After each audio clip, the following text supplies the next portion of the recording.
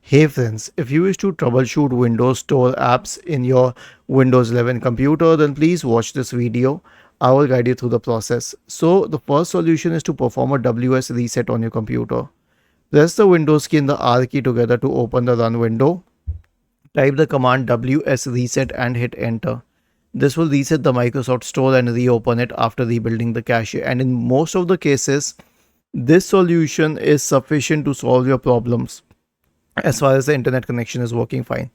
The next solution is to re-register the Microsoft Store. So we have a command for you. All you need to do is copy this command, search for PowerShell in the Windows search bar, click on Run as Administrator in the right pane, and paste this command and hit enter.